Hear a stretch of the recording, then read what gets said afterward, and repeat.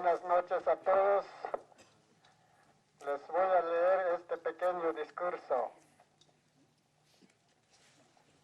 Compañeros y compañeras, hermanos y hermanas, hoy estamos reunidos para conmemorar el 10º aniversario del levantamiento armado del Ejército Zapatista de Liberación Nacional, porque es la parte más importante de nuestra gran historia como pueblos indígenas, porque es cuando los pueblos indígenas zapatistas que se levantaron en guerra contra el olvido, contra la discriminación, contra el saqueo de nuestras riquezas naturales, contra la explotación y opresión, en contra de toda clase de injusticia, que desde hace más de 500 años hemos venido padeciendo los pueblos originarios de estas tierras.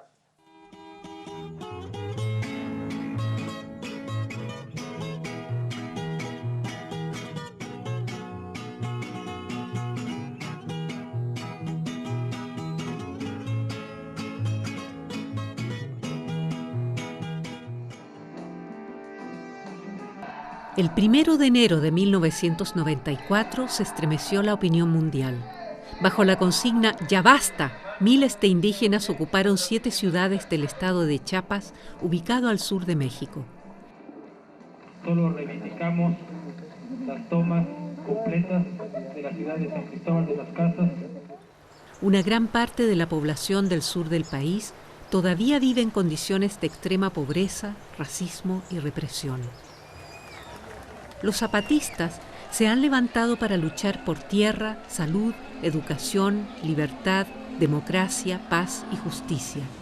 Su movimiento, el Ejército Zapatista de Liberación Nacional, EZLN, lleva el nombre de Emiliano Zapata, el líder campesino que luchara por los derechos de los marginados bajo el lema Tierra y Libertad en la Revolución Mexicana de 1910. Sin embargo, los logros de la revolución, entre ellos la reforma agraria, nunca llegaron a tener efecto en esta región. La fecha del levantamiento no es una casualidad.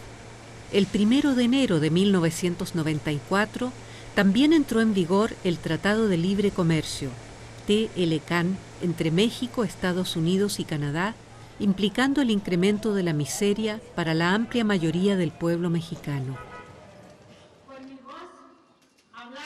El EZLN no aspira a tomar el poder del Estado, exige una democratización profunda del país entero y el abandono de la economía neoliberal. Durante décadas, la gente había intentado llamar la atención sobre su situación miserable a través de medios pacíficos, pero fue recién a partir de la rebelión del EZLN que comenzó a considerarse en serio la magnitud de lo que se estaba viviendo en Chiapas. El gobierno reaccionó tomando medidas represivas, enviando más de 17.000 soldados a la zona de conflicto. Más de 400 personas perdieron la vida. En México, como en el resto del mundo, muchas personas se solidarizaron con las demandas políticas del EZLN y exigieron el fin de los enfrentamientos por parte del gobierno y del EZLN. Gracias a esta presión, se logró un cese del fuego luego de 2 semanas de guerra civil. Desde entonces, el EZLN no ha realizado acciones militares. Continúa luchando con medios civiles para mejorar la situación de vida del pueblo.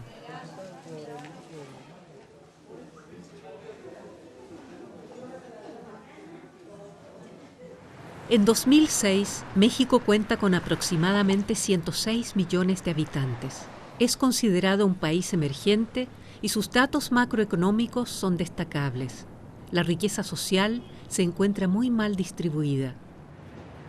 Una pequeña clase alta de blancos, que constituye el 10% de la población, conforma la élite política y económica del país. Cada segunda persona vive en la pobreza y cada cuarta en condiciones de extrema pobreza. 3/4 partes de la población es mestiza, es decir, descendiente de los pueblos originarios y de los conquistadores europeos. El 15% de los mexicanos es indígena. En total, hay 56 grupos indígenas con su propia lengua y cultura, de los cuales la mayoría vive en el sur del país.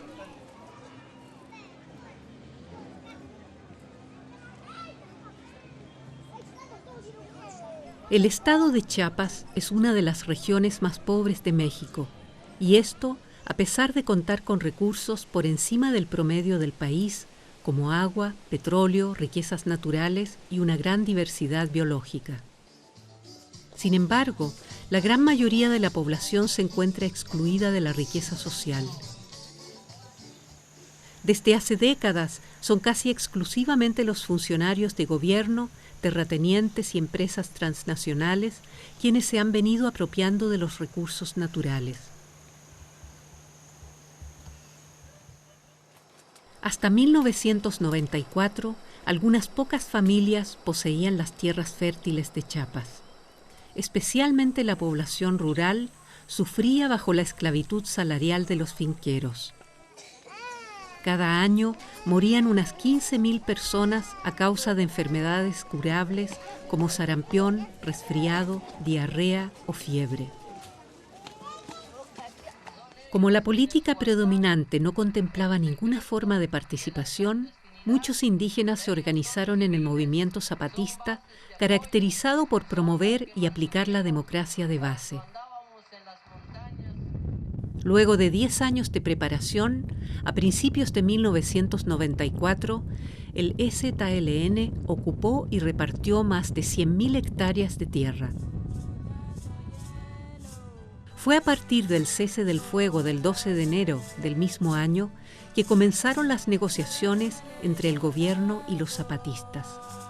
Originalmente se abordarían 4 temas: los derechos indígenas, la política económica, la democratización y el mejoramiento de la situación de la mujer. Sin embargo, el gobierno ni siquiera cumplió el primer contrato de 1996, conocido como Acuerdos de San Andrés, donde se garantizaran los derechos indígenas.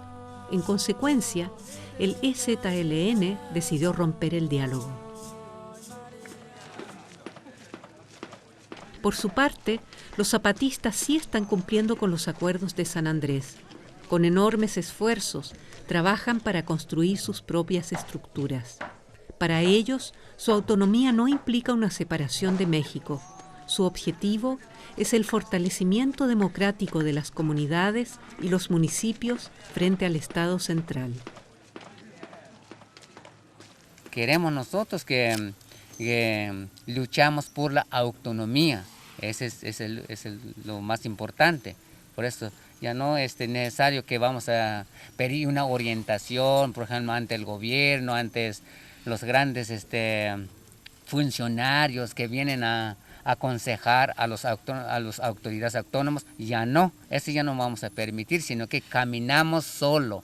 Caminamos a ver las cosas, lo que necesita el pueblo, lo que quiere el pueblo, así lo que queremos. Esa es una autonomía, para que queden en su mano a los campesinos, a los indígenas, para que así vamos caminando poco a poco. Sí, ese. Los zapatistas, a decirles de frente en alto que ningún pueblo zapatista recibe el proyecto del gobierno. En público y frente a la prensa, los zapatistas cubren sus caras con pasamontañas negras o paliacates. Estos sirven como protección contra la persecución por paramilitares y fuerzas de seguridad del gobierno. Al mismo tiempo, son un símbolo de la resistencia comunitaria, dado que es apenas desde que cubren sus rostros que la sociedad mexicana les mira y les tiene en cuenta. Los centros del movimiento zapatista se encuentran en los Altos, en el norte y en la selva del este de Chiapas. Los zapatistas ejercen su autogestión a través de una democracia de base que comprende aproximadamente 1000 comunidades organizadas en 29 municipios independientes. La coordinación de los municipios es implementada a través de 5 centros regionales administrativos y logísticos denominados caracoles. La mayor parte del trabajo político es realizada por los encargados del movimiento a nivel comunal y municipal, en los campos de jurisdicción, salud, educación, cuestiones de tierra, comercio y cultura, entre otros.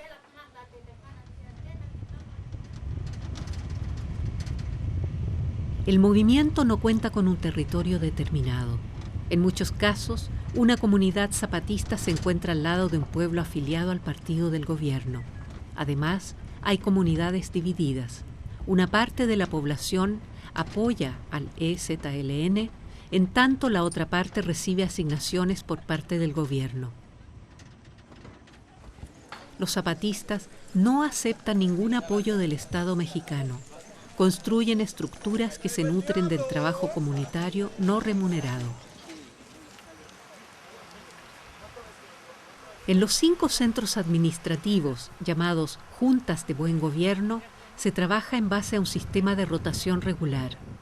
A diferencia del gobierno estatal, el pueblo solo les presta la voz a los encargados rotativos, de modo que en cualquier momento pueden ser destituidos en caso de no ser cumplidas las expectativas de la gente. Las tareas principales de las juntas de buen gobierno son promover un desarrollo equilibrado en los municipios zapatistas, intermediar en conflictos internos y externos y amparar el cumplimiento de las leyes.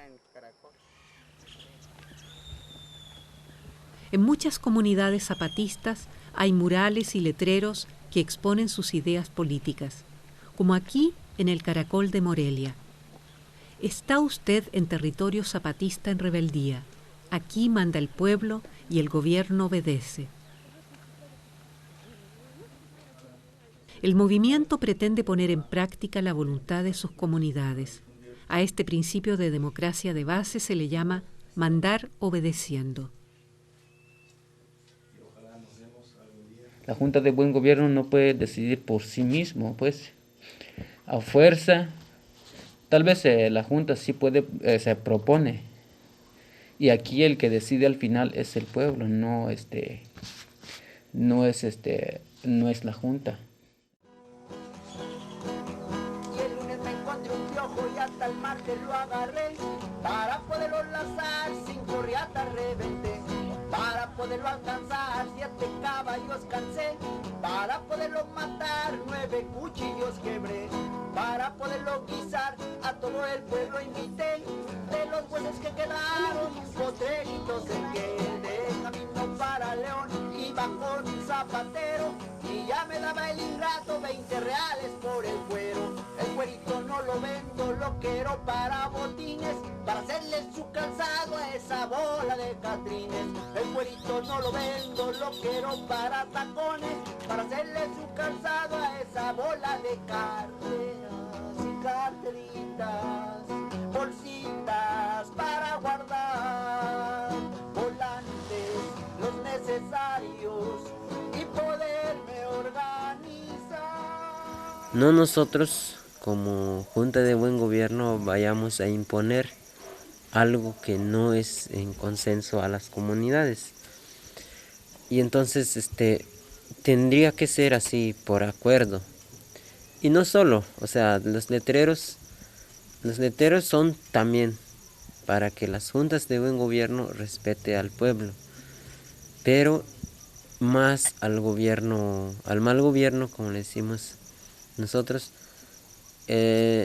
Los malos gobiernos es como que lo vea y que respete, le señalamos que respete a las comunidades indígenas, porque él siempre va y impone las cosas, sus proyectos, sus soldados, todos.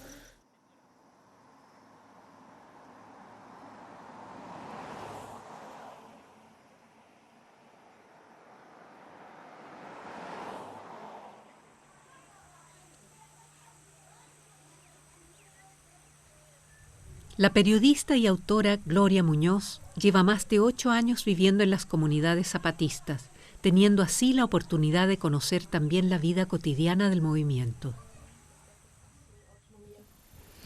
Bueno, en estos momentos, después de 10 años de su levantamiento indígena del 1 de enero de 1994, los zapatistas están organizando sus proyectos, sus sistemas de educación, de salud, de comercio, de comunicación alternativa, de justicia, en cada uno de los 29 municipios autónomos en los que tienen presencia.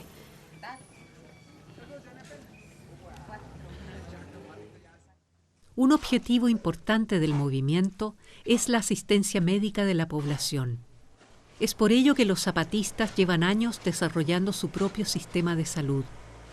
La clínica de Oventic cuenta con un equipo que se destaca notoriamente respecto a las condiciones sanitarias locales.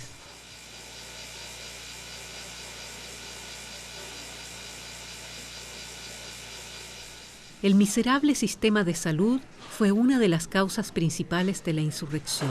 En 1994, muchas personas murieron a causa de enfermedades curables.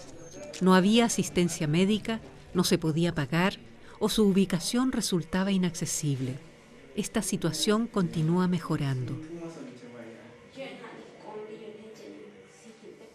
Como antes, no hay promotores de salud, pero hay muchas enfermedades, hay muchos muertos de los niños, hombres, mujeres y ancianos y ancianas y todo. Pero ahorita ya cambiamos un poco, tiene poco muertos los niños, pues por el esfuerzo del mismo pueblo indígenas, por el mismo trabajo los promotores, como está organizando en cada municipio, en cada comunidad, como nosotros estamos trabajando, estamos explicando de cada pueblo que mejoran su salud, que tengan su alimentación. Hay que pensar cómo se puede lograr algo, su mejor vida, mejor salud de cada comunidad. Algunas de las enfermedades más comunes en Chiapas son la desnutrición, bronquitis, pulmonía, diarrea, parásitos, gastritis, artritis y reuma. Así como los promotores de salud tratan las enfermedades con métodos convencionales, los zapatistas le asignan vital importancia a las plantas medicinales, también por tratarse de recursos mucho más viables económicamente. El objetivo es fortalecer los conocimientos acumulados durante cientos de años sobre las propiedades medicinales de las plantas en cada región. No, nosotros estamos organizando, nosotros estamos avanzando más el trabajo de la salud, pues es por el esfuerzo de nosotros como promotores anterior, que tengamos conocimiento ya. Nosotros estamos capacitando cada comunidad o cada municipio de los promotores. Los zapatistas reciben apoyo desde México y el extranjero, como dinero, medicinas, equipos médicos y capacitación. Sin embargo, aún falta mucho para que la asistencia médica sea satisfactoria para todas las personas de la región. Al sistema de salud del EZLN también recurren personas ajenas al movimiento. A los zapatistas se les brinda tratamiento gratuito, mientras que quienes son fieles al gobierno deben pagar una pequeña tarifa que es mucho menor que las que se cobran en los consultorios médicos convencionales.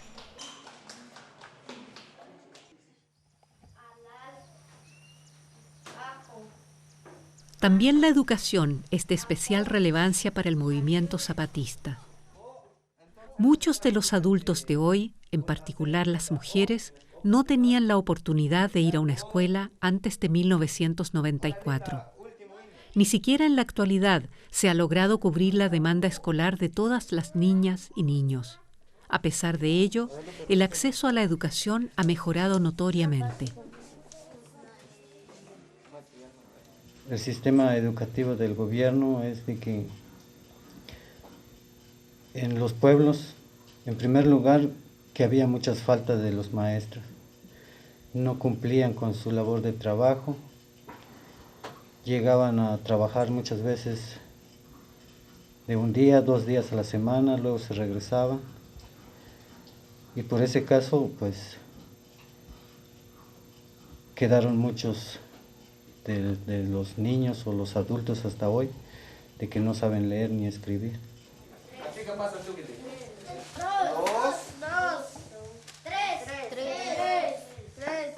Y es la educación que impone, porque siempre la educación del gobierno fue quitando todo lo que es nuestra cultura, nuestra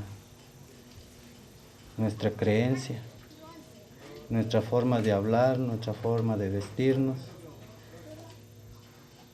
Todo eso, el respeto hacia los ancianos, hacia los mayores, pues, todo eso fue quitando, como que la educación fue dando otras ideas.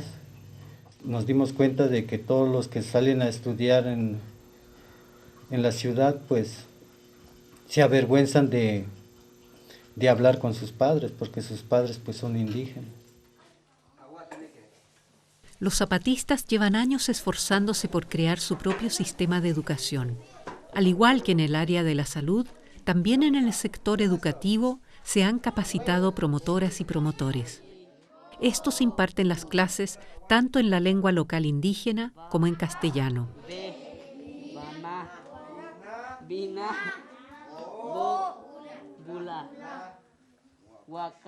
Algunas de las asignaturas son lectura, escritura, educación política, matemáticas, salud, geografía, educación física, historia, naturaleza y cultura. Es un papel muy importante que juega la educación en la autonomía, por lo que, como decía en el principio, que si el gobierno desconoció todo lo que es la autonomía de los pueblos indígenas, ahora la educación autónoma pues va recogiendo todos esos valores de los pueblos. O sea, desde pequeños los niños como que van aprendiendo de lo que los mayores han perdido desde hace mucho tiempo. Se va aprendiendo lo que es nuestra propia cultura, nuestra forma de hablar, nuestra forma de vestirnos, el respeto hacia los mayores, hacia la humanidad y hacia la naturaleza.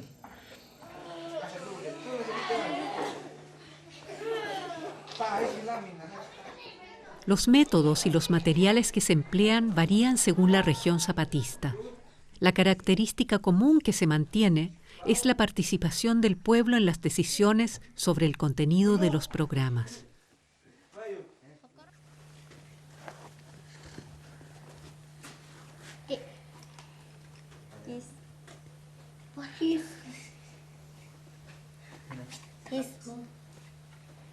Es una educación participativa, es una educación de que sí los mismos pueblos deciden, o sea, en qué forma se puede educar a los niños.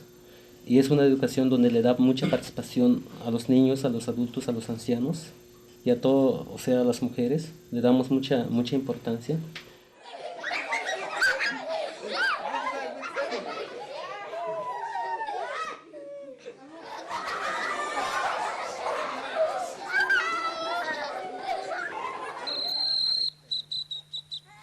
Solo en algunas comunidades hay centros de educación secundaria.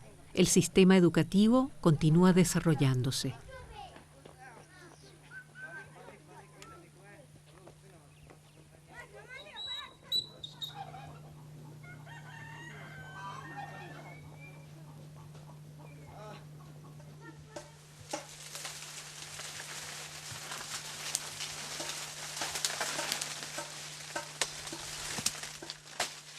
El tema central del movimiento zapatista es la agricultura. Antes de 1994, las familias indígenas solo tenían pocas tierras, generalmente en los cerros inclinados. Las tierras planas y de fácil cultivo se encontraban en manos de los finqueros. En sus fincas, miles y miles de indígenas trabajaban bajo condiciones de esclavitud salarial. Por eso, la ocupación de más de 600 terrenos es de gran importancia para la población. En el transcurso del levantamiento, los zapatistas han repartido las tierras entre miles de familias que han ido construyendo allí sus comunidades.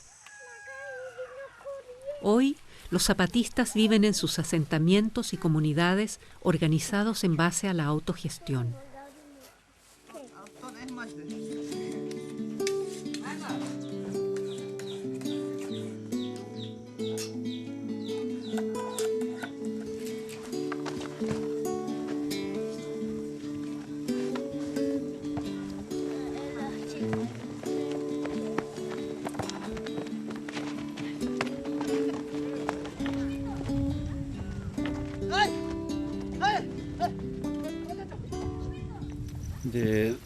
Antes del 94, pues la vida muy difícil, porque gente, o sea, en cada comunidad, pues hay gente que no hay donde trabaja, porque todo lo que es el planes de aquí, pues el que tiene ocupado los finqueros.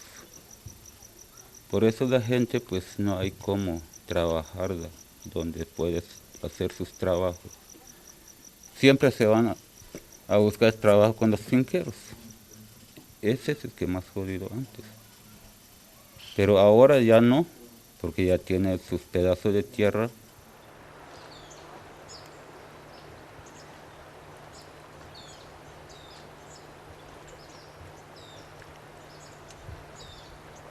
Ahora que ya no están los finqueros, los zapatistas también tienen tierras fértiles en las orillas de los ríos y han renunciado en gran parte a los monocultivos. En lugar de eso prefieren, como aquí, la diversidad. Maíz, frijoles, calabazas y camotes crecen juntos en los campos.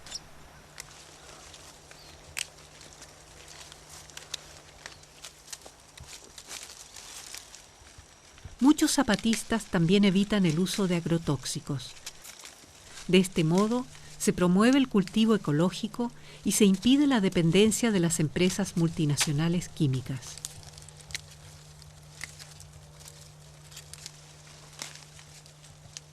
Por ejemplo, la tierra lo conservamos porque es nuestra madre.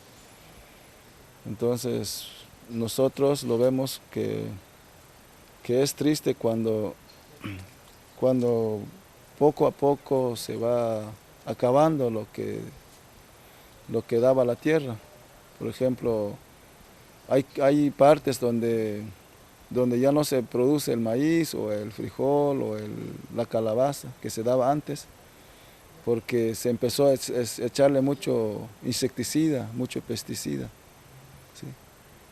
Pero eso antes no pasaba, porque antes no llegaba aquí esos tipos de veneno.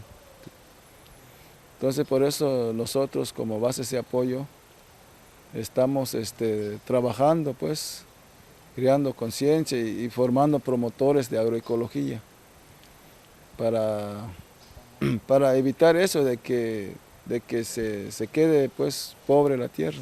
¿Sí?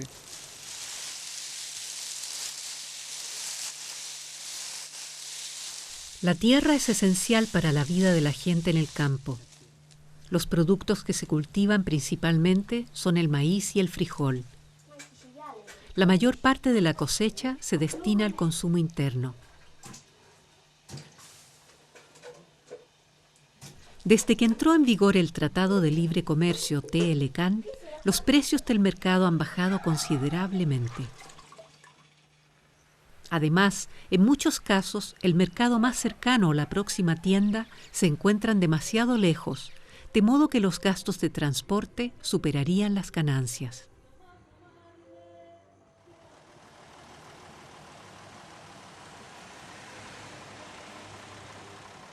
A través de estructuras regionales de comercialización, el movimiento se propone consolidar una mayor independencia. El gobierno y los partidos intentan corromper a los zapatistas.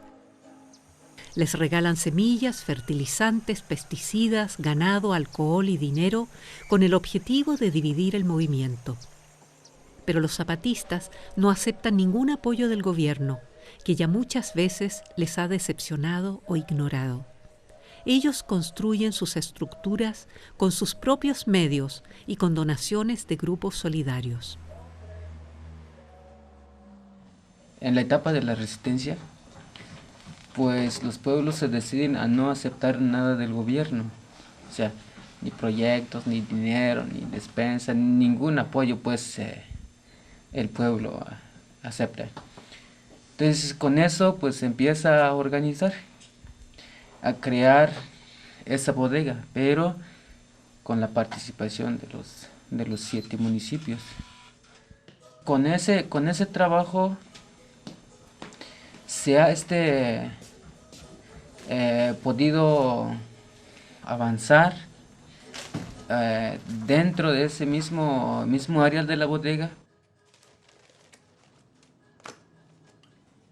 En el de esa bodega pues ya también se ha sacado lo que es la ganancia del dinero.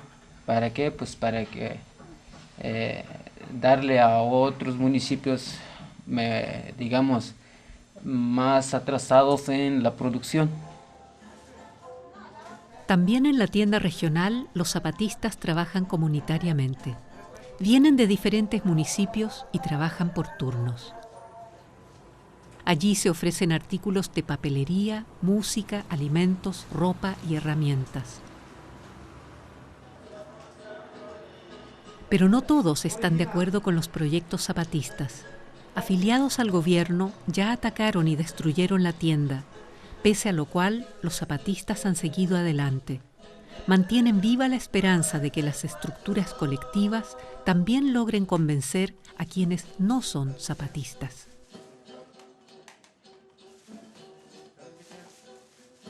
La gente, pues, que no es zapatista, pues se arriman en la tienda para comprar, porque ahí ahí consiguen productos más baratos comparado con los demás. Entonces hay en ese lado, pues le hemos ganado la confianza a la gente. No es una tienda zapatista, pero que no es nada más para los zapatistas, es para todos.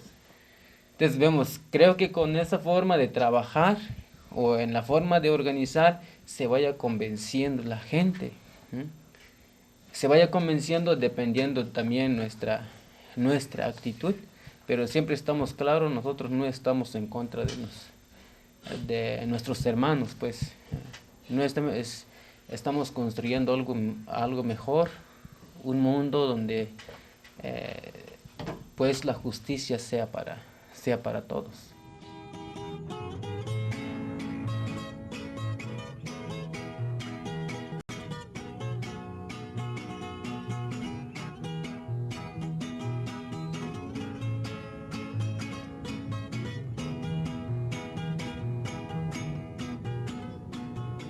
Vamos a los Altos de Chiapas. Así como en otras regiones, también aquí los zapatistas forman diversas áreas colectivas de producción.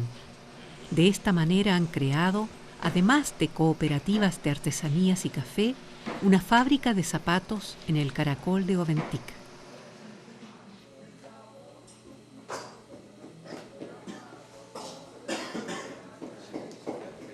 Pues el proceso de los zapatos son 5 procesos, que es el cortado, el maquinado, el montado, el ensolado y el adornado.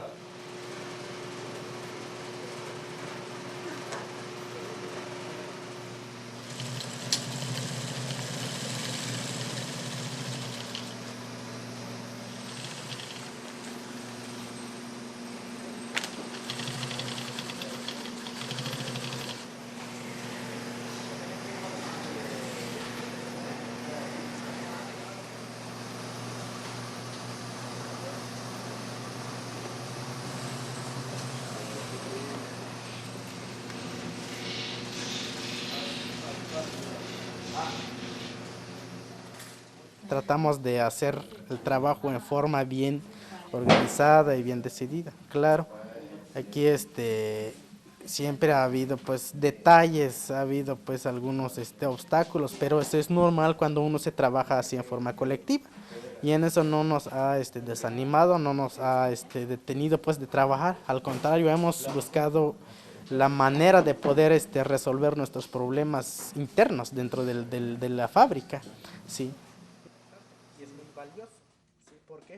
Los zapatistas venden los zapatos en la región y a través de vías alternativas de comercio en todo el país y el extranjero. Las ganancias regresan al colectivo.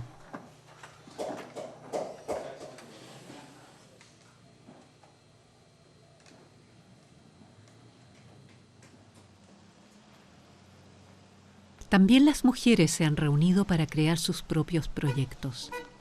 En Cuyuljá llevan adelante un pequeño restaurante. Las mujeres están seguras de que a través de esta iniciativa alcanzarán una mayor independencia. Hemos decidido formar este colectivo de mujeres porque es la única forma de cómo trabajar en colectivo con todas las mujeres.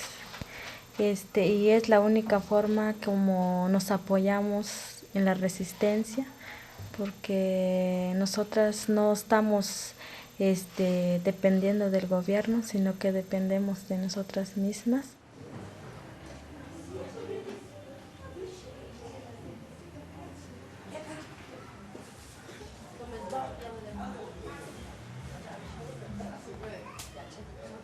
En el restaurante trabajan mujeres de 7 municipios autónomos. Las cocineras se turnan cada 6 días. Cada mujer se hace responsable de la coordinación en turnos de 15 días.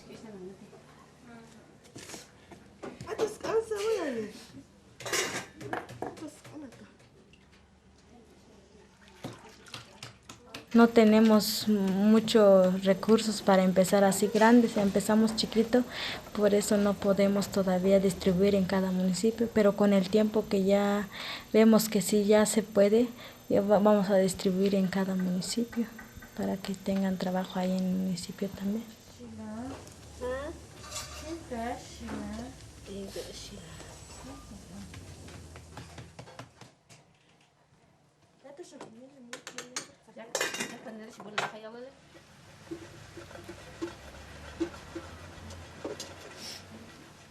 En los municipios, en las comunidades de los municipios, hay trabajos colectivos de las compañeras, o sea, a veces se forman un trabajo, ya de ahí cuando ya tienen un poco de dinero, invierten a otro trabajo, y así vamos a ir trabajando poco a poco con las mujeres, pero con el mismo esfuerzo de las mujeres juntan el dinero.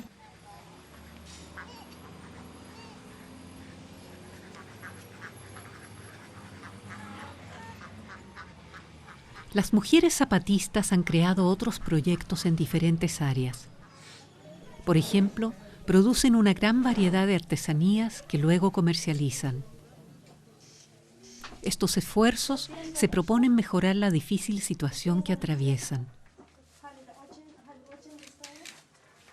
Muchas mujeres se han organizado dentro del movimiento zapatista para luchar en la vida cotidiana contra la discriminación tradicional, ya que la opresión contra ellas también tiene lugar dentro de las propias comunidades y familias. Poco antes de la insurrección, fueron las mujeres quienes lograron imponer las leyes revolucionarias de las mujeres. Estas prohíben el consumo de cualquier droga en las comunidades zapatistas. Así se pretende evitar la violencia familiar y el derroche de sus pequeñas ganancias. Las leyes garantizan a las mujeres el derecho a elegir libremente a su pareja, a decidir cuántos hijos desean tener y a participar sin limitaciones en todas las actividades del movimiento. A pesar de estos logros, las reglas no siempre son respetadas. La situación de las mujeres indígenas en general, zapatistas o no, es sumamente preocupante. Las indígenas viven en una situación de discriminación tremenda en las comunidades, pero en las comunidades zapatistas hay avances también muy palpables. Esta es una lucha diaria por el rescate por la construcción de sus espacios. y por la construcción también de una vida igualitaria y justa, ¿no? Sin discriminación hacia ellas. La vida cotidiana de las mujeres es muy dura. Habitualmente se levantan a las 4 de la mañana y preparan las tortillas de maíz. Cuidan a sus hijos, cargan agua y leña y dan de comer a los animales. Ellas realizan todos los trabajos de la casa. Al contrario de los hombres, las mujeres no descansan los domingos. Antes, ni siquiera tenían el derecho a participar en las reuniones de la comunidad. Es gracias a su lucha insistente dentro del propio movimiento que han podido lograr significativos avances. Ya hay mujeres que participan dentro de la Junta de Buen Gobierno y hay compañeras que participan dentro de la salud, de la educación, y como que sí hay un cambio desde el 94 porque las mujeres sí están participando y en los trabajos, en las reuniones, como que nos han tomado en cuenta nuestros derechos también. Los éxitos del movimiento y la dignidad recuperada de los indígenas siempre están en peligro. En Chiapas se encuentra estacionada la 1/4 parte del ejército mexicano, aunque solo el 4% de la población mexicana vive allí.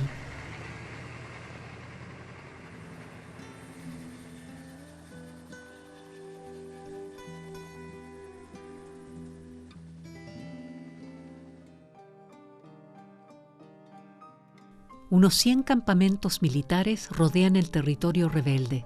De esta manera, el gobierno pretende debilitar la autogestión zapatista y evitar la extensión de la rebelión. Alrededor de 50.000 soldados representan un peligro permanente para los zapatistas y la población civil. En Chiapas ya no hay ninguna guerra civil abierta. La estrategia de contrainsurgencia aplicada allí es llamada guerra de baja intensidad y se basa en 3 aspectos. Primero, la guerra psicológica y la desinformación. Segundo, la represión militar. Y tercero, la violencia paramilitar.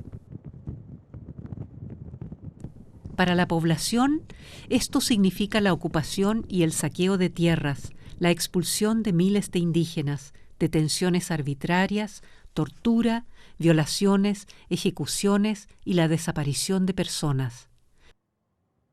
También con la presencia de los soldados han aumentado visiblemente la prostitución, el abuso de drogas y la destrucción de la naturaleza. Se trata de fenómenos que en algunas regiones no tenían precedentes. El ejército cuenta con el respaldo de grupos paramilitares. Son estos los que toman medidas más drásticas, aquellas que no deberían ser ejecutadas por parte del ejército oficial.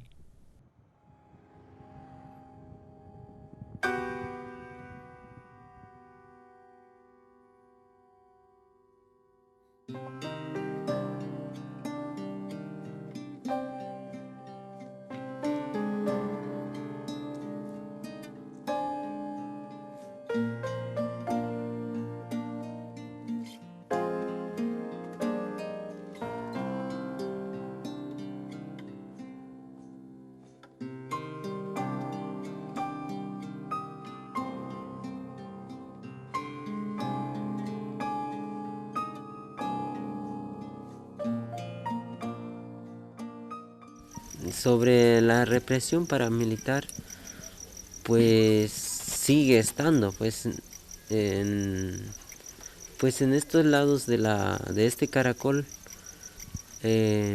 nunca se ha parado, pues sigue habiendo esa organización apoyado con priistas, y apoyado con priistas no solo también porque también le dan la libertad de tener armas para chingar al pueblo, para chingar a los zapatistas, incluso también a la sociedad civil. Pues los soldados, la seguridad pública nunca le dicen nada.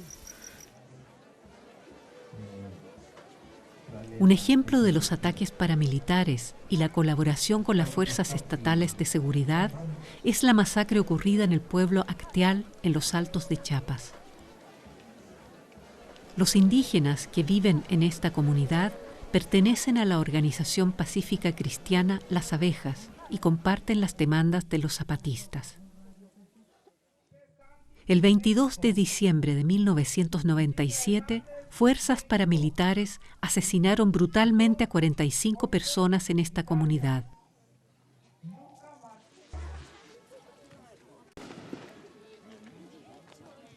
En cada aniversario, son muchas las personas que llegan desde numerosos países para conmemorar este día. Los asesinos fueron paramilitares de pueblos vecinos. Aunque había policías muy cerca, estos no intervinieron. Incluso en la actualidad se ha detenido a algunos políticos locales y coautores del delito. Sin embargo, según lo comentan organizaciones de derechos humanos, los verdaderos responsables son miembros de la alta clase política y del ejército. Muchos de los asesinos son figuras conocidas que aún se encuentran en libertad.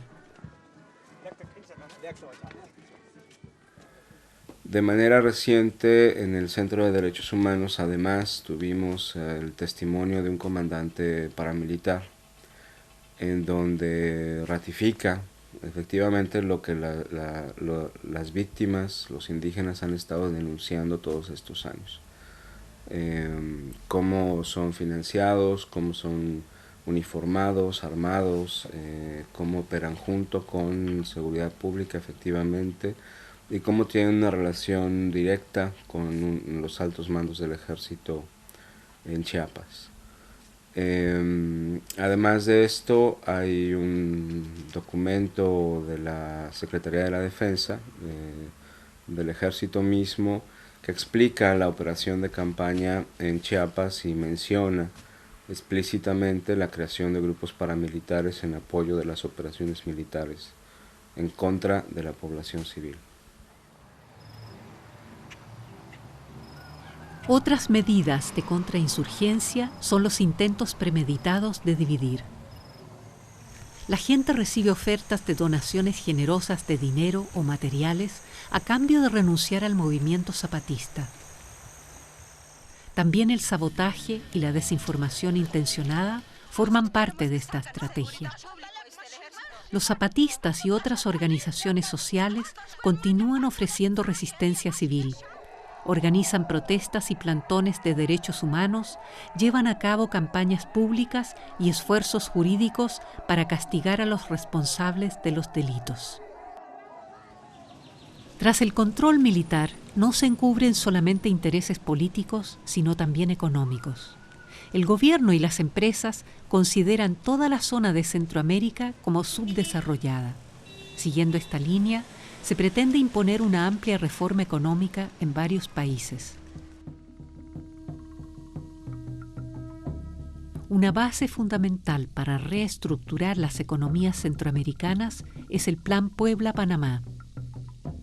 El llamado PPP es un megaproyecto económico e infraestructural. Comprende, empezando por Puebla, los 9 estados del sur de México y los 7 países centroamericanos hasta Panamá. El objetivo más importante del Plan Puebla-Panamá consiste en la ampliación de la infraestructura de esta vasta región. El 95% del dinero se ve destinado a la construcción de carreteras, puertos y aeropuertos, líneas de telecomunicación y redes eléctricas. Especialmente el sector de energía cumple una función fundamental. La construcción de más de 100 presas significa tanto para políticos como empresarios la base del desarrollo económico. Con esta ampliación infraestructural se pretende aumentar la competitividad de la agricultura y silvicultura orientados a la exportación, la cría industrial de camarones y el impulso de las fábricas maquiladoras, planificándose paralelamente el fomento del turismo.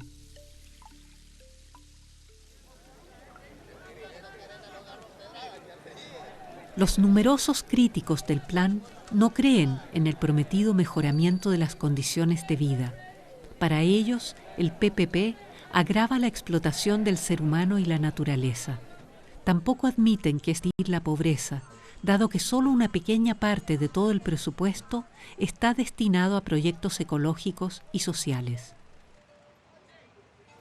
Michael Chamberlain, del Centro de Derechos Humanos Fray Bartolomé de las Casas, critica fuertemente la imposición no democrática del plan.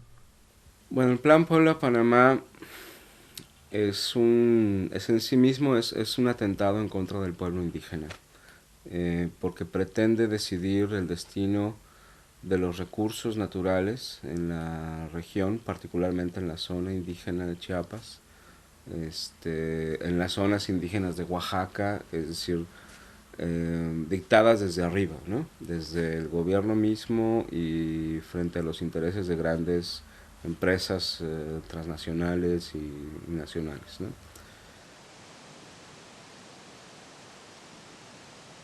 En la zona de la selva de Chiapas, las empresas multinacionales farmacéuticas, agrarias y de ingeniería genética, como Bayer, Monsanto y Novartis, muestran un interés económico especial en su alta biodiversidad.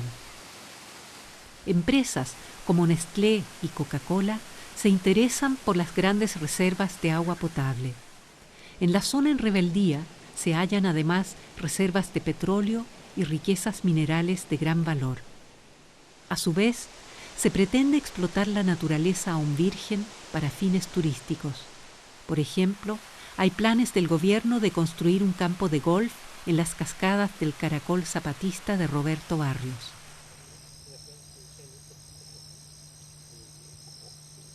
La energía para los proyectos en Chiapas también sería suministrada por presas, como el planificado proyecto de la presa de Boca del Cerro en el río Usumacinta. La empresa estatal de electricidad CFE ya inició la construcción de postes de alta tensión en dirección a la selva. Es por ello que muchas comunidades están en peligro de expulsión y oponen resistencia a tales proyectos.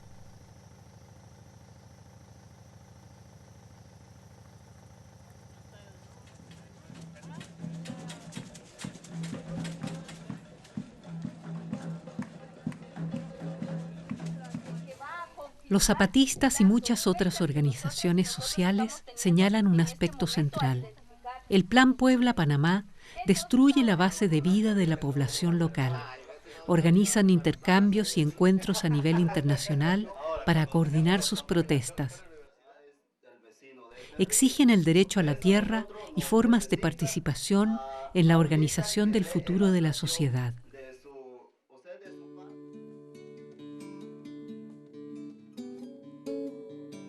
Los esfuerzos políticos del EZLN van mucho más allá de la región de Chiapas. En junio de 2005, el EZLN anunció una nueva etapa de su lucha política. En un proceso de varios años, se propone crear una amplia alianza extraparlamentaria. Con este propósito, delegaciones zapatistas han visitado todos los estados mexicanos. Han discutido en asambleas y consultado a la población local. La alianza pretende mejorar la situación de todos los marginados del país. El objetivo fundamental es la elaboración e imposición de una nueva constitución anticapitalista para México. Para distanciarse de los partidos políticos, los zapatistas han nombrado esta movilización la otra campaña. En su opinión, todos los grandes partidos forman parte del continuismo de los proyectos neoliberales, están involucrados en la corrupción y la delincuencia y solo gobiernan en favor de las élites y las empresas transnacionales.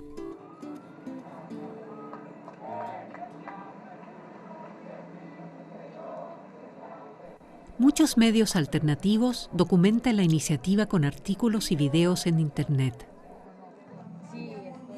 La otra campaña aspira a lograr una política de democracia de base y estándares sociales mínimos para toda la gente. A fines de 2006, más de 1.000 agrupaciones de México se encontraban involucradas en este proceso, entre ellas organizaciones de trabajadores y campesinos, grupos de mujeres, estudiantes, organizaciones indígenas, grupos ecológicos, organizaciones de homosexuales y lesbianas, colectivos de arte y de medios de comunicación, entre muchos otros. Estamos haciendo algo nuevo, por eso se dice que es otra política, otra forma de hacer política. No se trata de que vamos a homogenizarnos a todos con un símbolo, como decía el compañero, ni con un solo color, ni con solo una idea. A nivel internacional, la campaña se vincula con otros movimientos y organizaciones sociales en todo el mundo. Para el 2007 y los años siguientes, se planifica llevar a cabo varios encuentros a nivel mundial para reforzar las redes internacionales. Los zapatistas resumen su iniciativa para crear una sociedad solidaria bajo la consigna "Por un mundo donde quepan muchos mundos".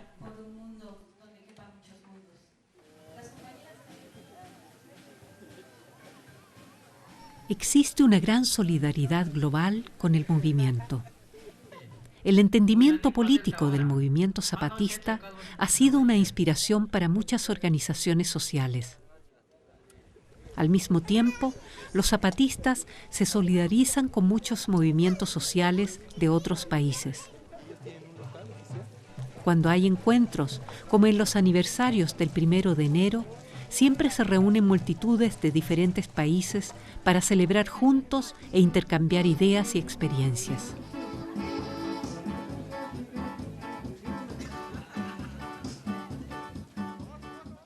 Hay mucha solidaridad con la lucha zapatista en el mundo, afortunadamente, y después de más de 10 años de su levantamiento. Esto se da en situaciones tan distintas y tan lejanas como puede ser Japón, como puede ser Australia, Turquía, Grecia, Alemania, Italia, Francia, en Sudamérica, Argentina, Brasil, Venezuela, Colombia, en Estados Unidos, en Canadá, de verdad realidades tan distintas en las que hay no solo apoyo solidario concreto, sino el traslado de las ideas políticas zapatistas a sus propias luchas.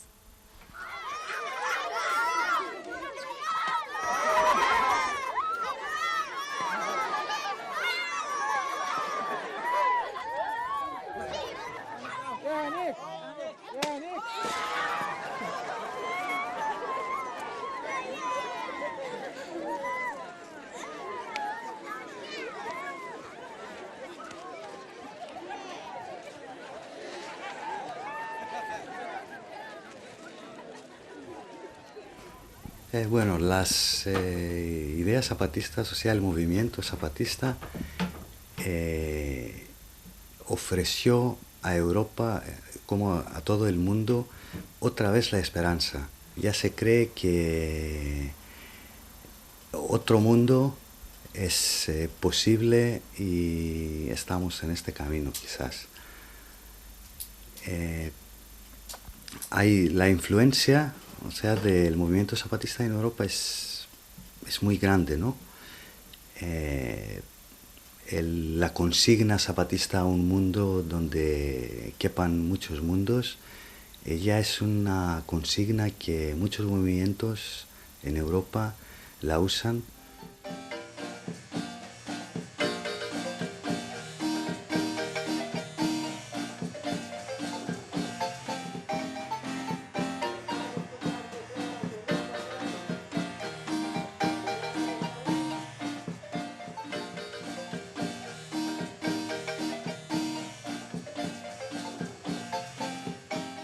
Wir unterstützen die Zapatistas, weil das für uns eine ganz neue Hoffnung war, 1994, dieser Aufstand, dieser indigenen Bewegung, die da radikal auch das kapitalistische System, den Neoliberalismus in Frage stellt. Es ist eine Inspirationsquelle in erster Linie, denke ich, ein Ort, der auch Kraft gibt und der immer wieder Anregungen gibt für Kämpfe in anderen Kontexten, in anderen Regionen. Ich denke mir aber auch, andererseits muss man auch aufpassen, dass man es nicht mystifiziert. Also ich denke, das ist ein altes Problem im Internationalismus, dass man die Tendenz hat, die Kämpfe ganz fern dann auch schön zu färben.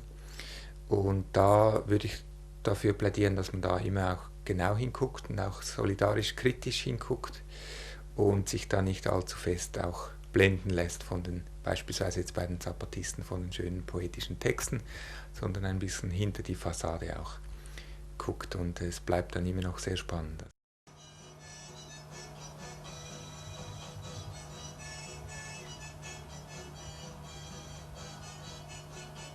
Otra forma de solidaridad directa es el trabajo voluntario de los observadores internacionales de derechos humanos en la zona de conflicto en Chiapas. Zu den Aufgaben der Menschenrechtsbeobachtung gehört es unter anderem eben für bis zu 3 Wochen in zapatistische Gemeinden zu gehen, dort zu leben, in internationalen Friedenscamps. Es gibt da Vorbereitungsseminare von Carea e.V. in Deutschland, und in Mexiko selber wird man über ein Menschenrechtszentrum oder über die Juntas der guten Regierung direkt in die Gemeinden geschickt und lebt dort eben dann, um durch seine Präsenz vor Übergriffen durch Paramilitärs oder Militärs zu schützen, und aber auch ganz wichtig, um sozusagen die offenen Ohren und Augen der Welt zu sein und die politische Situation dort zu dokumentieren. Und dann haben wir zum Beispiel Militär fotografiert, wenn das vorbeigefahren ist, und die Uhrzeiten und so weiter aufgeschrieben, und diese Sachen geben wir dann zurück ans Menschenrechtszentrum, die dann eben diese Sachen ausarbeiten und für Artikel und so weiter benutzen können.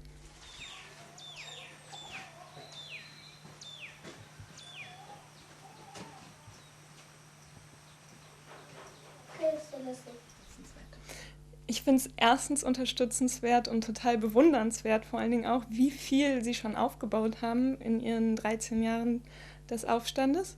Und vor allen Dingen finde ich auch die politischen Ideen und das Politikverständnis der Zapatistas total unterstützenswert.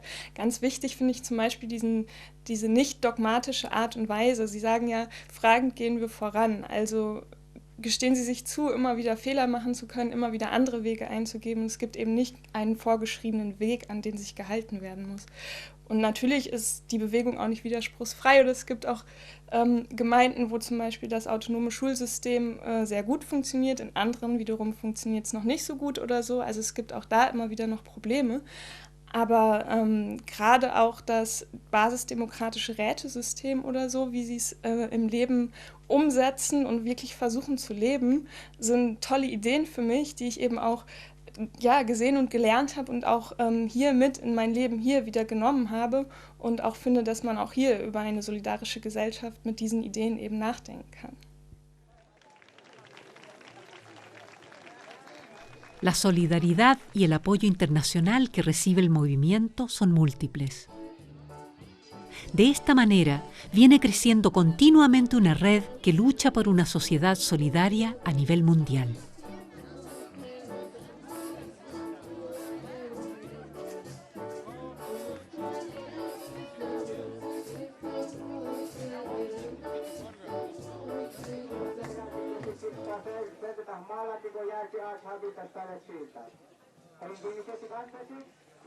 Saludamos y agradecemos el apoyo a la solidaridad de muchos miles de hermanos y hermanas nacionales, internacionales, porque así hemos podido resistir y vivir durante 10 años de guerra.